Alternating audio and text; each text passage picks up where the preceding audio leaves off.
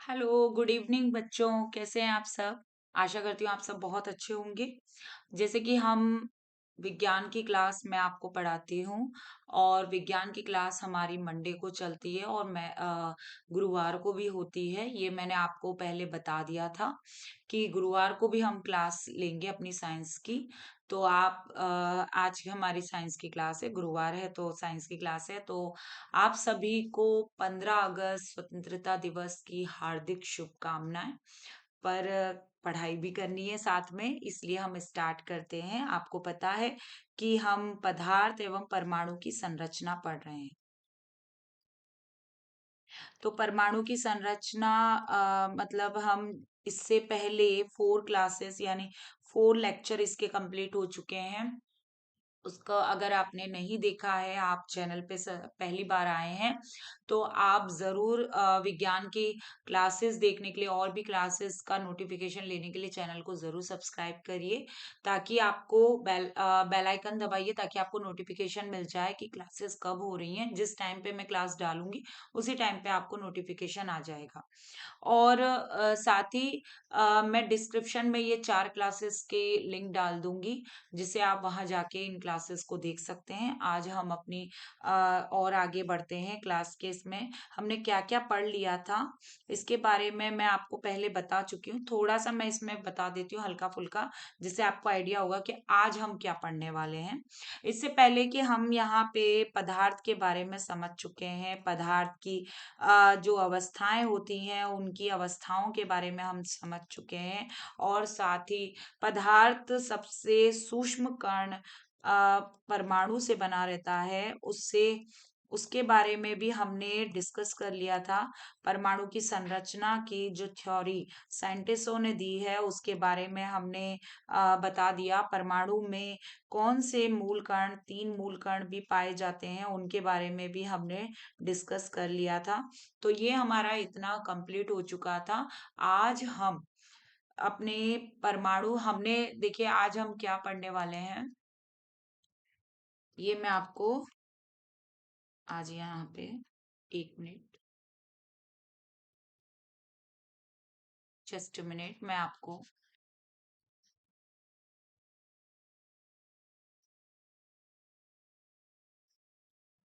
हम्म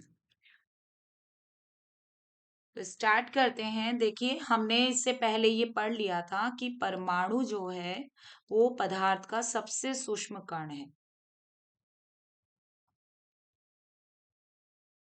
और परमाणु समान परमाणु के मिलने से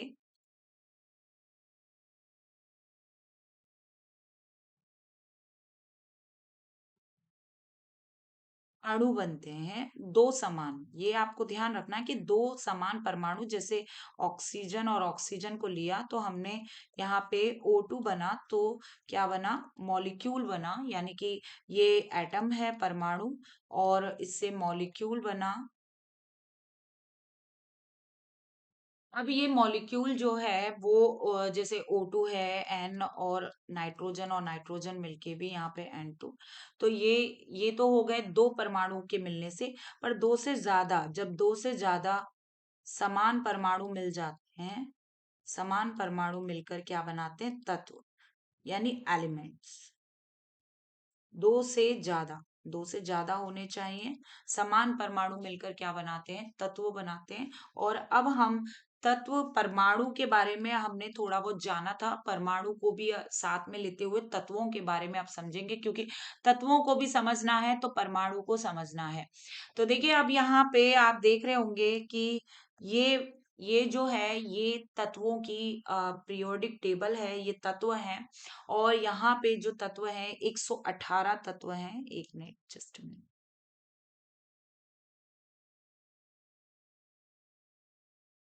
तो ये 118 तत्व जो हैं उनके बारे में हम यहाँ पे, पूरे 118 तत्वों के बारे में हम नहीं जानेंगे। हम यहाँ पे कुछ तत्वों के खास खास जो तत्व हैं उनके बारे में जानेंगे। और बच्चों वही तत्व आपको लगभग 10th क्लास 12th क्लास तक काम आएंगे, तो वो हम इम्पोर्टेंट तत्वों के बारे में हम जानेंगे। पर मैं ये पीरियोडिक टेबल में जो 18 तत्व हैं इनके बारे में थोड़ा सा आपको बता देती हूँ। देखिए आप ध्यान से, ये जो आपके यहाँ पे ब्लू कलर में आपको दिख रहे हैं, ये वाला जो ब्लू कलर है, लाइट वाला ब्लू कलर, डार्क वाला ब्लू कलर नहीं, ये लाइट वाला जो ब्लू कलर है, ये हाइड्रोजन भी ब्लू कलर का है, और ये भी इससे मैच करता हुआ, कलर बिल्कुल अलग है, डिफरेंट है, यहाँ पे दिख रहा होगा आपको। तो ये जो फर्स्ट वाला जो पार्ट है, मैं यहाँ पे थोड़ा सा बता देती हूँ कि एलिमेंट्स में यानी तत्वों में सब बांट बांट के रखे हुए हैं। जो हमारी ये सीधी रेखा में रखे रह जाते हैं, इनको हम वर्ग कहते हैं, यानी कि ये खंबे खंबे की तरह एक आवर्त में रखे, यानी कि हमारी पीरियोडिक टेबल में जो रखे गए हैं, इनको हम वर्ग कहते हैं। और ये बिल्कुल एकदम आपको दिख रहे होंगे, बिल्कुल ये बैठे हुए एकदम ऐसे, देखिए मैंने लाइन खींच दी है जिससे आपको दिखाई दे, इनको हम आवर्त कहते हैं। क्या कहते हैं? आवर्त। तो आप ये समझ गए होंगे। यहाँ पे मैं थोड़ा पीरियोडिक टेबल में इतना नहीं बताने वाली कि ये कौन सा वर्ग है क्या है, बस थोड़ा सा इतना समझ लीजिए कि जो इस साइड रखे गए हैं, जो इस साइड रखे गए हैं यहाँ तक, और यहाँ से लेके यही इसको ब्राउन लाइन को छोड़ देते हैं, यहाँ से ग्रीन लाइन तक, ये सब धातु हैं। कॉमनली एक भाषा में अभी मैं सबको अलग अलग करके बताऊंगी कि कैसे कैसे धातु हैं। और ये इसके बाद उपधातु हैं, यहाँ पे ये उपधातु हैं, ये उपधातु जो ब्राउन कलर के हैं, और ये ब्लू कलर में जो रखे गए हैं वो अधातु हैं। और ये जो इसमें है, ये नोबल गैस है, यानी कि हमारी अक्रिय गैसें हैं। और अगर हम इनको भी बांटें, धातुओं को भी बांटें, तो इनमें भी हम धातुओं को भी बांट सकते हैं। अगर देखिए आपको हाइड्रोजन दिख रहा होगा, ये फर्स्ट जो है वो हाइड्रोजन है, एच, एच मीन्स हाइड्रोजन। मैं अभी आपको पूरे इसमें बताऊंगी। ये जो हाइड्रोजन है, फर्स्ट उस पोजीशन पे रखा गया है, पर लेकिन इसके जो लक्षण हैं, जो सारे ज्यादातर गुण होते हैं, इसको आवारा तत्व बोलते हैं। तो ये ज्यादातर किसकी तरह दिखाता है? इस अधातु फ्लोरीन, क्लोरीन, ब्रोमीन, आयोडीन की तरह दिखाता है। इसकी संयोजकता +1 होने की वजह से, या परमाणु क्रमांक, इसका परमाणु क्रमांक, क्योंकि इसमें इलेक्ट्रॉन की संख्या 1 है, मतलब प्रोटॉन की संख्या 1 है, इलेक्ट्रॉन की संख्या भी 1 है, तो परमाणु क्रमांक इसका फर्स्ट होने की वजह से पीरियोडिक टेबल में ये फर्स्ट नंबर पे रखा गया है। अगर परमाणु क्रमांक के अकॉर्डिंग अगर पीरियोडिक टेबल को नहीं रखा जाता, तो हाइड्रोजन फर्स्ट नंबर पे नहीं रखा जाता, वो अधातुओं के साथ ही रखा जाता, क्योंकि वो ज्यादातर लक्षण जो होते हैं ना, वो अपने इस वाली रो जो है, ये फ्लोरीन, क्लोरीन, ब्रोमीन, आयोडीन के समांतर दिखाता है। और वो संयोजकता +1 -1 होती है, ये भी हम अभी आगे डिस्कस करेंगे। तो सबसे पहले आपको ये समझ में आ गया होगा कि ये जो फर्स्ट वर्ग है, ये यानी ये जो पहला वर्ग, ये पहला वर्ग कहलाता है। तो ये पहला जो वर्ग है, इसको हम मैंने अभी बताया कि इसको हम क्या रख सकते हैं? धातुओं में रख सकते हैं। ये जो यहाँ से लेते हैं लेंथेनाइड, सोडियम, और इनको इनको क्षारीय धातु कहते हैं। क्या कहते हैं? क्षारीय धातु। और देखिए मैंने नीचे भी लिख रखा है, एल्कलाई, एल्कलाई मेटल है ये, एल्कलाई मेटल। और फिर उसके बाद ये बेरिलियम, मैग्नीशियम, कैल्शियम, और स्ट्रोंशियम, और बेरियम, और रेडियम, ये पूरा जो लाइन से इधर से रखे हुए हैं, ये पूरे ये कहलाते हैं क्षारीय मृदा धातु। यानी ये जो क्षार बनाते हैं, क्षार बनाने में अभी हम अम्ल और क्षार के बारे में भी पढ़ेंगे। क्षारीय मृदा धातु है ये। और ये जो ब्लू कलर के इसमें इसमें दिख रहे हैं, सॉरी पर्पल कलर के से, ये ट्रांजिशन मेटल है। ट्रांजिशन मेटल का मतलब होता है संक्रमण धातु। ये संक्रमण धातु हैं। और इनके बाद जो ग्रीन कलर के हैं, पोस्ट ट्रांजिशन मेटल है ये, पोस्ट ट्रांजिशन मेटल। ये ग्रीन कलर के इस तरीके से इसमें लाइट ग्रीन में इसमें दिख रहे हैं, ये पोस्ट ट्रांजिशन मेटल है, ये भी मेटल है। और उपधातु क्या है? जो ब्राउन कलर के आपको इस तरीके से दिख रहे हैं, यहाँ पे बोरोन, सिलिकॉन, जर्मेनियम, आर्सेनियम, और आर्सेनिक के बाद एंटीमनी, एसबी, टिन, जिसे टिन, वो सॉरी, टिन के बाद आता है एंटीमनी, एसबी, और टेलुरियम, टेलुरियम, टीई। तो ये क्या है, ये उपधातु है। और ये ब्लू कलर के जो इसमें दिखाई दे रहे हैं, मैंने बोला था कि ये लाइट जो ब्लू में ब्लूइश उसमें है, ये है रिएक्टिव नॉन मेटल, यानी कि ये अधातु है। और ये हमारी नोबल गैस, अक्रिय गैसें जो किसी से क्रिया नहीं करती हैं, ये हमारी इसमें अक्रिय गैसें नोबल गैस रखी गई हैं। ये थोड़ा इस कलर को आप क्या, ये महरून कलर तो इधर हो गया, तो ये कलर थोड़ा सा पिंकिश लेके कलर को देख लीजिए, ये नोबल गैस है। यानी जीरो जीरो वाले पार्ट में इसमें लास्ट वाला इसमें रखे गए हैं। और ये इनको शून्य मतलब वर्ग भी बोलते हैं, इनको शून्य वर्ग भी बोलते हैं। ये किसी से क्रिया नहीं करती है, ये गैसेस हैं, helium, neon, argon, krypton, xenon, है ना, और रेडॉन, ये इस तरीके से। तो ये जो चीजें हैं आप इनके बारे में समझ गए होंगे। अब अगर अगर थोड़ा सा इसमें चलें तो यहाँ पे देखिए, ये ब्लू कलर का, ये यहाँ पे मैं इसमें दिखा रही हूँ, थोड़ा सा रेड से आपको दिखाती हूँ। तो ये रेड से आपको दिख रहा होगा, ये लेंथेनाइड है, ये एक्टिनाइड है। ये जो लेंथेनाइड और एक्टिनाइड है वो यहाँ रखें, ये लेंथेनाइड और ये रे एक्टिनाइड। तो ये लेंथेनाइड, ये एक्टिनाइड है। और लेंथेनाइड और एक्टिनाइड ये आपको यहाँ पे भी समझा दिया है। और ये जो आपके थोड़े से इसमें ब्लैकिश में रखे हैं, इनको प्रॉपर्टी जिनकी जानकारी थोड़ा सा क्या है, इनकी जानकारी अभी क्या है ज्ञात की जा रही है। तो 118 तत्व इस तरीके से पीरियोडिक टेबल यानी आवर्त सारणी में रखे गए हैं। और बच्चों मैं आपको यहाँ पे थोड़ा सा बता दूं कि ये जो आवर्त सारणी है ये मोजेक आवर्त सारणी है, मोजेक की। और ये आधुनिक आवर्त सारणी है, और जो परमाणु क्रमांक पर आधारित है। किस पर आधारित है? परमाणु क्रमांक पर आधारित है। इससे पहले भी कई साइंटिस्टों ने आवर्त सारणी के बारे में बताया है। और आवर्त सारणी के बारे में जो सबसे अच्छी जो आवर्त सारणी जो दी थी वो मेंडलीफ की थी। और मेंडलीफ ने अपनी आवर्त सारणी में सिर्फ एक ही उनका थोड़ा सा लॉस पॉइंट बोला जाए कि उन्होंने परमाणु भार के आधार पे व्यवस्थित किए थे, जिसकी वजह से कुछ कमियां कमियां तो इसमें भी हैं। ऐसा नहीं है कि आधुनिक आवर्त सारणी में कमियां नहीं है। तो अभी तक ऐसा नहीं है कि पूरी तरीके से है, इसमें समस्थानिक नहीं रखे गए हैं। इसमें काफी जगह पर क्या है, हाइड्रोजन देख लीजिए, आपका हाइड्रोजन की ज्यादातर चीजें हैं वो किससे मैच करती है, आपके फ्लोरीन, क्लोरीन, ब्रोमीन, आयोडीन से। पर लेकिन ये परमाणु क्रमांक के आधार पे रखी गई है, इस वजह से ये रखी गई है। वो परमाणु भार के आधार पे रखी गई थी, तो वो उसी का ही एक तरीके से ये जो आधुनिक आवर्त सारणी है ये ब्लू प्रिंट है। ये इसका क्या है, ब्लू प्रिंट है मेंडलीफ की आवर्त सारणी का। तो आपको इतनी तो समझ हो गई कि यहाँ हम क्या क्या पढ़ने वाले हैं। देख रहे हैं आवर्त सारणी में रखे गए हैं धातु, उपधातु और अधातु। अब ये धातु क्या है, उपधातु क्या होते हैं, अधातु क्या होते हैं, ये हम धीरे धीरे पढ़ेंगे। पर ये है तत्व, जो 118 क्या है, तत्व। और ये 118 तत्व परमाणु क्रमांक के आधार पे रखे गए हैं। और अगर याद करने के लिए बोला जाए कि पूरी पीरियोडिक टेबल को याद करो, तो बच्चों अभी तो फिलहाल के लिए आपको, जब आप 8th क्लास में हैं और 10th क्लास में हैं, तो इतना आपको पीरियोडिक टेबल पूरा का पूरा ऐसे याद करने की नहीं है। अगर याद हो जाए, याद करने का एक तरीका, कुछ तरीके भी हैं, जैसे मैं कई ट्रिक से भी याद करते हैं। पहले तो इनके नाम आपको पता होने चाहिए, हाइड्रोजन, लिथियम, सोडियम, ये हाइड्रोजन है, ये lithium, sodium, potassium, rubidium, caesium, francium, ये आपको पता होने चाहिए। फिर आप कैसे एक ट्रिक बना सकते हैं, जैसे कि एक ट्रिक मैंने बनाई है, हाली ने की रब से फरियाद। तो इससे क्या है, याद हो जाता है। हा ली, और ली माने लिथियम, और ने यानी सोडियम, Na है तो सोडियम है। और की यानी पोटेशियम। और न रब, रब कौन हो जाएंगे, रुबिडियम। और से यानी सीजियम, सीजियम का CS।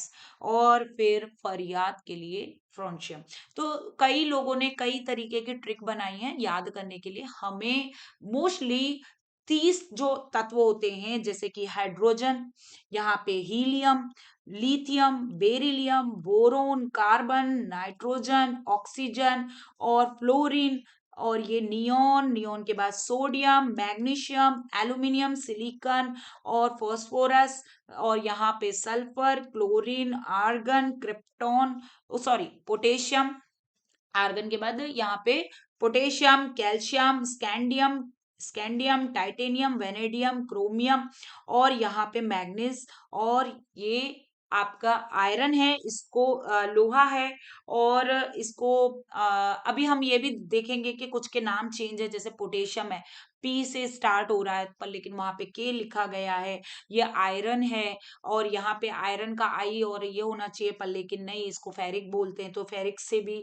इसका एफ ही लिया गया है। तो कोबाल्ट, निकिल, कॉपर, जिंक, तो हमें ये 30 जो है ये मोस्टली हमको ध्यान रखने होते हैं अपने 10th लेवल तक के पूरे, क्योंकि फिर उसके बाद हमारे पास देखिए यूपी में जो उत्तर प्रदेश में 9th क्लास से ही बच्चे क्या ले लेते हैं, सब्जेक्ट ले लेते हैं, फिर भी उनको क्या है, अभी उनकी भी एनसीईआरटी बुक्स चल रही हैं, सीबीएसई बोर्ड में भी एनसीईआरटी बुक्स हैं, कई स्टेट में भी एनसीईआरटी, तो वहां पे यही 30 तत्वों का सबसे ज्यादा रोल है। कुछ तत्व और हैं, जैसे मरकरी, जब हम धातु के बारे में पूरा पढ़ते हैं तो मरकरी धातु के बारे में जरूर पढ़ते हैं कि मरकरी एक पारा है, धातु है जो कैसी है, द्रव अवस्था में मिलती है।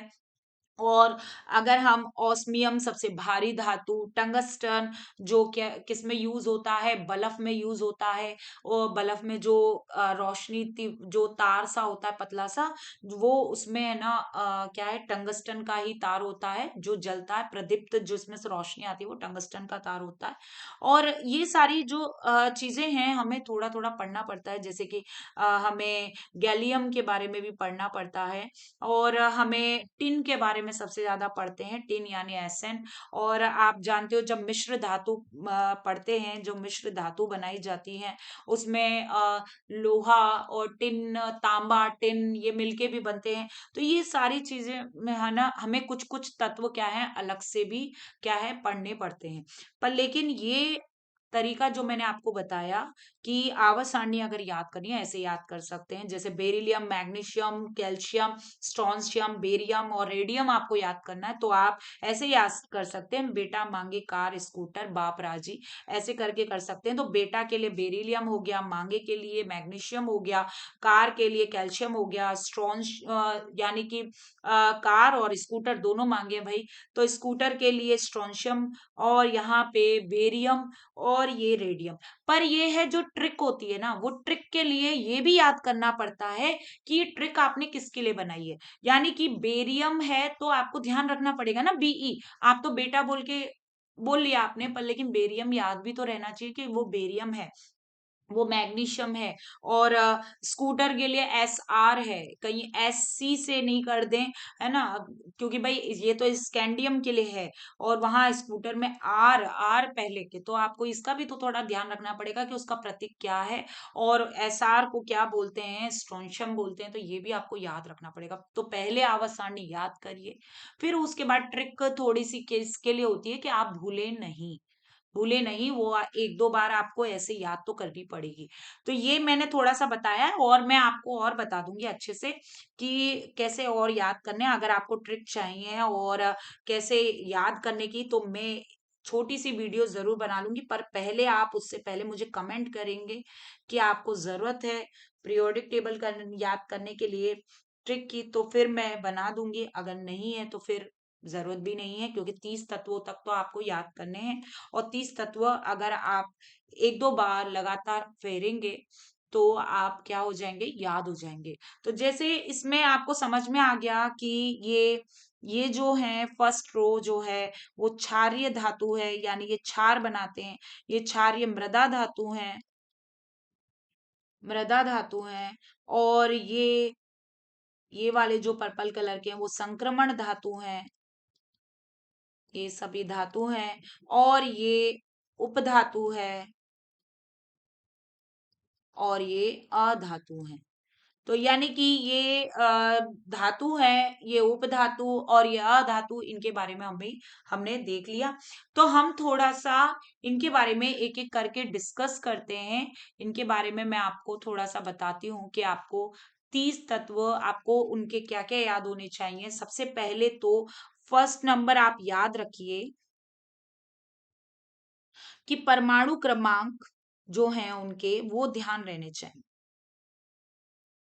यानी फर्स्ट, सेकंड, थर्ड, 4, 5, 6, 7, 8, 9, 10, इस तरीके से 10 तक आप याद करिए और उनका नाम लिखिए। हाइड्रोजन,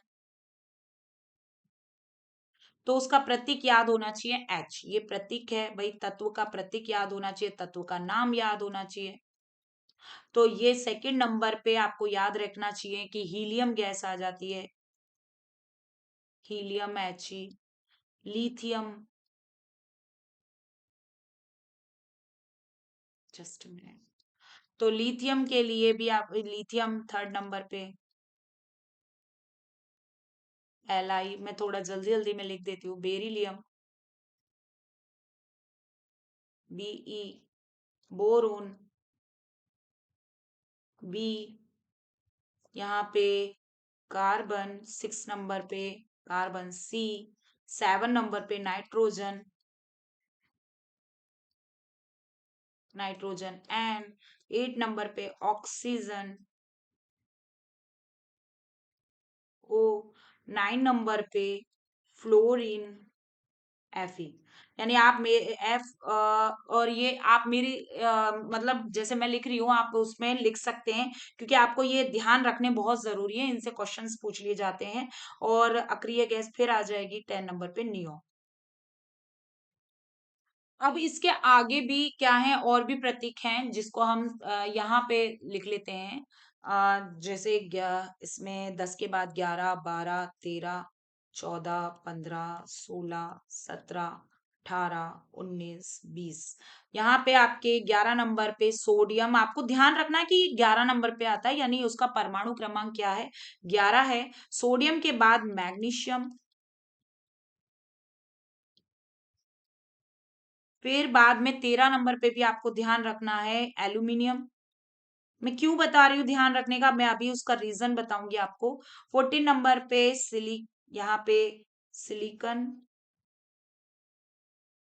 इन सोडियम का प्रतीक होता है Na, मैग्नीशियम का प्रतीक Mg, एल्यूमिनियम का प्रतीक Al। ये आपको थोड़ा ध्यान रखना है कि फर्स्ट लेटर कैपिटल होता है और सेकंड लेटर स्मॉल होता है, ये आपको ध्यान रखना है। बच्चे बहुत गलतियां करते हैं प्रतीक पहचानने में, और वो कुछ भी मतलब ये, तो फर्स्ट लेटर को आपको ध्यान रखना है। अगर पेपर में आ गया, मान लीजिए एल्यूमिनियम का सही प्रतीक है, ऐसे क्वेश्चन करके आ गया और उसमें इस तरीके से बच्चों को यही नहीं पता, Al लिखा होगा, वहां पे Ai लिखा होगा, Al ऐसे करके लिखा होगा, या इनमें से कोई नहीं, तो ऑप्शन में कहीं हद तक मुझे ऐसा लगता है कि Al को टिक करके आ जाएंगे बच्चे और वो गड़बड़ हो जाएगी। तो बच्चों इसका थोड़ा सा ध्यान रखिए कि फर्स्ट लेटर तो कैपिटल होता है पर स्मॉल लेटर कैसा होता है, छोटा होता है, और उसको छोटा ही लिखते हैं। सिलिकॉन SI, और यहाँ पे अभी तक तो ऐसा क्वेश्चन आया नहीं है, पर संभावना देखिए किसी भी चीज की हो सकती है, तो इसलिए थोड़ा रेडी रहना चाहिए। और यहाँ पे फॉस्फोरस 15 नंबर पे, फॉस्फोरस, और सल्फर 16 नंबर पे, और 17 नंबर पे फ्लोरीन के नीचे कैल्शियम आता है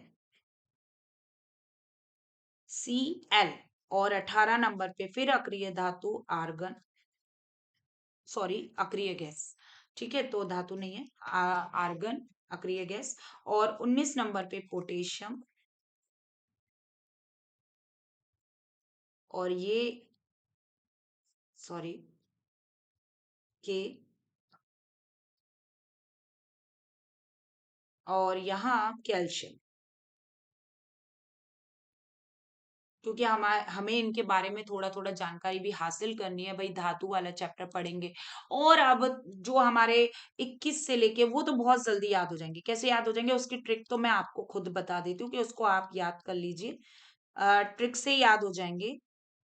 और वो ट्रिक के लिए मैंने जैसा आपको बताया कि आपको थोड़ा ध्यान इसी बात का रखना पड़ेगा कि उनके नाम क्या है। अगर आपको नहीं पता, प्रतीक नहीं पता, तो सबसे पहले उसी को याद करना पड़ता है। तो मैं यहाँ पे लिख देती हूँ, इनके प्रतीक लिख देती हूँ। शक्ति, ये ट्रिक भी है, शक्ति वी, और यहाँ कर, फी, और यहाँ को, कोबाल्ट है यहाँ पे, तो ओ छोटा होना चाहिए। शक्ति वीकर है ना, यहाँ पे मन रह गए भाई, अभी हमारा थोड़ा गड़बड़ हो गया। देखिए वही है कि ट्रिक के लिए थोड़ा सा, तो शक्ति वीकर, यहाँ पे मैग्नीशियम में मन Mn आना चाहिए, और 26 नंबर पे फी, और 27 नंबर पे कोबाल्ट, और फिर हमारा आ जाएगा निकेल, कॉपर, जिंक। तो इनका नाम लिख देंगे स्कैंडियम, टाइटेनियम, इसको टाइटेनियम बोलेंगे, इसको वेनेडियम बोलेंगे, वेनेडियम, क्रोमियम, Cr, ठीक है। और यहाँ पे मैग्नीज, आपको ध्यान रखना है, मैग्नीज Mn होता है, मैग्नीशियम Mg होता है। फीको यानी आयरन, आयरन भाई खून की कमी हो जाती है हमारे शरीर में, आयरन तत्व, खून की कमी, तो कोबाल्ट, निकेल, और यहाँ पे कॉपर, जिंक। तो ये सारे आपको समझ में आ गया होगा कि ये क्या हैं। और यहाँ पे अगर हम देखें तो ये सारे जो मैंने आपको बताए, इसमें आपको ध्यान इसी बात का सबसे ज्यादा ध्यान रखना है कि ये परमाणु क्रमांक है, ये तत्व है, और ये प्रतीक है। अब मैं आपको ये समझाने वाली हूँ कि जो परमाणु होता है बच्चों, उसमें जो मूल कण पाए जाते हैं, आप भी जानते हैं, मूल कण परमाणु के 3 होते हैं। कौन कौन से? इलेक्ट्रॉन, और यहाँ पे प्रोटॉन नाभिक के अंदर, और न्यूट्रॉन, ये हमने पढ़ा था। और जो प्रोटॉन और न्यूट्रॉन पाए जाते हैं वो अंदर पाए जाते हैं, और इलेक्ट्रॉन चारों तरफ गति करता है। तो यहाँ हमें समझने की इसलिए जरूरत है, यहाँ पे मैं अब आपको एक एक करके समझाऊंगी कि परमाणु क्रमांक, जिसको परमाणु संख्या बोलते हैं, वो क्या होती है। तो यहाँ पे अभी हम यहाँ देखते हैं कि परमाणु संख्या, यहाँ पे मैं हेडिंग्स में बताने वाली हूँ कि परमाणु क्रमांक, परमाणु क्रमांक जिसे क्या बोलते हैं, परमाणु संख्या भी बोलते हैं, और इसको किससे दिखाते हैं? जेड से। ठीक है, आपको ये ध्यान रखना है। तो ये जो जेड से दिखाते हैं, तो ये क्या है? ये बताता है कि परमाणु क्रमांक उसके प्रोटॉनों की संख्या के बराबर होता है। यानी परमाणु क्रमांक जो है, मैं यहाँ पे शॉर्ट में आपको थोड़ा सा बता रही हूँ कि परमाणु क्रमांक की जो है वो प्रोटॉनों की संख्या के बराबर होती है। तो यानी परमाणु क्रमांक जेड बराबर प्रोटॉनों की संख्या।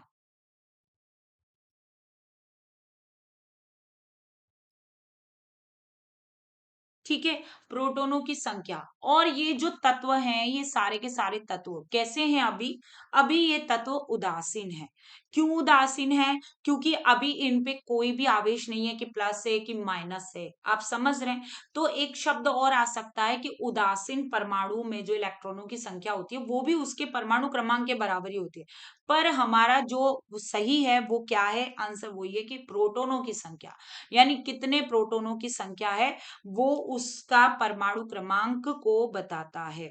और ये जो यानी कि अगर मैं यहाँ पे कहूं बच्चों कि इनमें प्रोटॉन की संख्या क्या होगी हाइड्रोजन में, तो आप अब बता सकते हैं। जस्ट मैंने अभी आपको बताया कि प्रोटॉन की संख्या क्या होगी, अब आप बता सकते हैं। तो हाइड्रोजन में प्रोटॉन की संख्या क्या होगी? देख लीजिए, परमाणु क्रमांक 1 है, तो प्रोटॉन की संख्या भी क्या होगी? जस्ट आप अभी बता सकते हैं, मुझे कमेंट करके भी बताइए कि कितनी होगी। जब हाइड्रोजन 1 है तो प्रोटॉन की संख्या भी 1। हीलियम 2 नंबर पे है यानी परमाणु क्रमांक, तो प्रोटॉन की संख्या 2। लिथियम 3 पे है तो 3, 4, 5, 6, 7, 8, 9, 10। बताइए, ये चीज आ गई समझ में? इसी तरीके से जितने परमाणु क्रमांक है वो उसके क्या है, जितने भी परमाणु क्रमांक पे वो उसको क्या बता रही है? प्रोटॉनों की संख्या, यानी उसमें उपस्थित प्रोटॉनों की संख्या। और मैंने अभी जस्ट आपको अभी ये भी बताया कि एक उदासीन तत्व है, यानी उस पर कोई आवेश नहीं है, नहीं प्लस है। मैं अभी आवेश के बारे में आपको पहले बता देती हूँ कि आवेश क्या होता है। देखिए, आवेश जो होता है वो दो तरीके का होता है, आवेश प्लस और माइनस, यानी धनावेश और ऋणावेश। अब ये तत्वों पर कैसे आते हैं, प्लस और माइनस कैसे आते हैं, ये आपको ध्यान रखना है कि जो प्लस है वो तब आएगा जब कोई तत्व क्या करता है, इलेक्ट्रॉन दान करता है। इलेक्ट्रॉन को क्या करता है, दान करता है, यानी इलेक्ट्रॉन को देता है, किसी को देता है, करता है। तो उस पर क्या आ जाता है, धनावेश, यानी वो धनावेशित हो जाता है, उस पे धन यानी प्लस चार्ज आ जाता है, वो धनायन हो जाता है। वो क्या हो जाता है, धनायन, यानी वो धनायन हो जाता है। ये आपको ध्यान रखना है। ठीक है, यानी कि इलेक्ट्रॉन क्या करेगा, त्यागेगा, दान करता है, त्यागता है, तो वो धनायन हो जाता है। जैसे कि उदाहरण एग्जांपल, जैसे यहाँ पे मैं यहाँ पे दूं कि सोडियम है और ये क्या कर दे, इलेक्ट्रॉन, इसका एक इलेक्ट्रॉन एक्स्ट्रा होता है, वो क्या कर देगा, दान कर देगा। इसके ये आता है 11 नंबर पे और ये अपना एक इलेक्ट्रॉन दान कर दे, तो क्या हो जाएगा, इस पर आवेश आ जाएगा प्लस। प्लस का मतलब एक इलेक्ट्रॉन त्यागा है, तो एक इलेक्ट्रॉन की वजह से उस पे प्लस आ गया। प्लस यही बता रहा है कि प्लस वन को बता रहा है, ये प्लस जो बता रहा है वो प्लस वन को ही बता रहा है।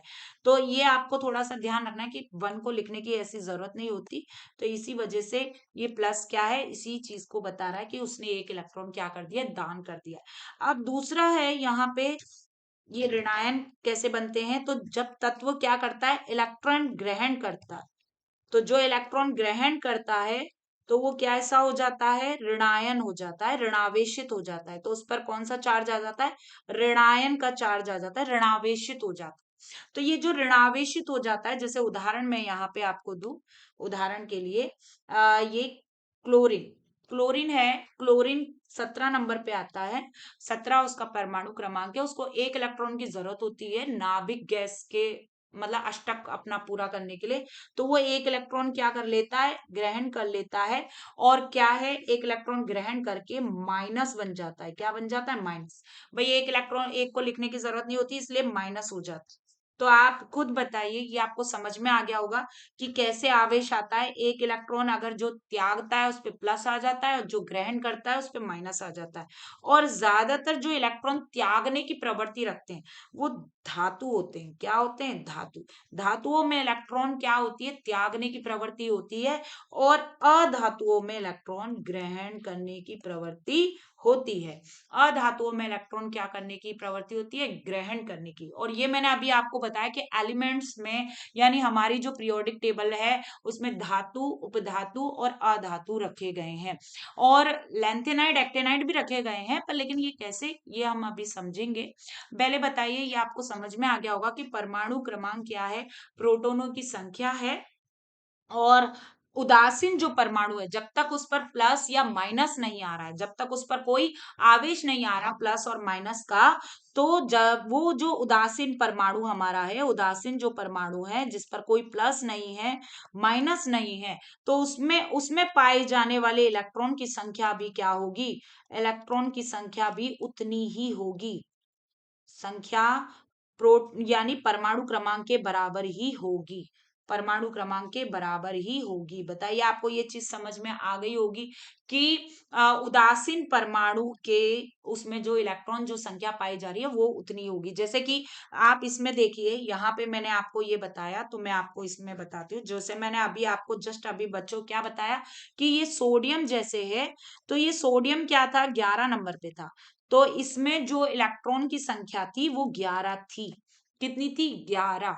ठीक है, और जब इसने क्या कर दिया, जब ये कैसा है, अभी उदासीन है, इसमें कोई आवेश नहीं है, और जैसे ही इसने इलेक्ट्रॉन त्यागा, ये क्या हो गया, इस पर क्या हो गया, प्लस चार्ज आ गया, इलेक्ट्रॉन त्याग दिया, एक इलेक्ट्रॉन कम हो गया। इसका मतलब इस पर कौन कितने हो रह गए, इसके इलेक्ट्रॉन 10। कितने रह गए, 10। पर अगर बात करें परमाणु क्रमांक, परमाणु क्रमांक क्या है, बदला नहीं है, परमाणु क्रमांक नहीं बदलता। परमाणु क्रमांक इसका भी क्या है, 11 है, और इसका भी क्या है, 11 ही है। और प्रोटॉन की संख्या भी नहीं बदलती, वो भी 11 है, और ये भी 11 है।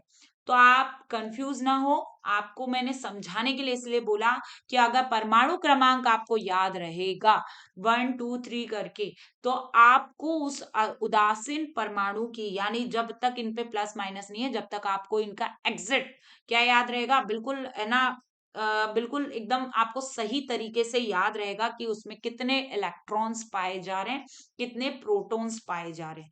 तो ये आपको ये तत्वों को याद करना है, 30 तत्व आपको याद करने हैं। ट्रिक बताने के लिए ट्रिक मैं बता सकती हूँ।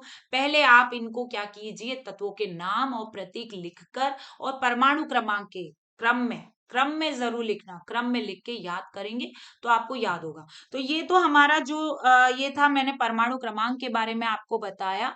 मैं परमाणु भार, भाई उनका परमाणु जो भार होता है वो भी बता सकती हूँ। जैसे अब यहाँ पे 30 तत्व लिखे हुए गए हैं, बिल्कुल उससे ये हाइड्रोजन है। अब यहाँ पे प्रतीक नहीं लिखा है तो मैं यहाँ लिख देती हूँ हाइड्रोजन, हीलियम, लिथियम और यहाँ पे बेरिलियम लिख देंगे हम आगे, बस थोड़ा सा समझने के लिए कर लेते हैं इसको।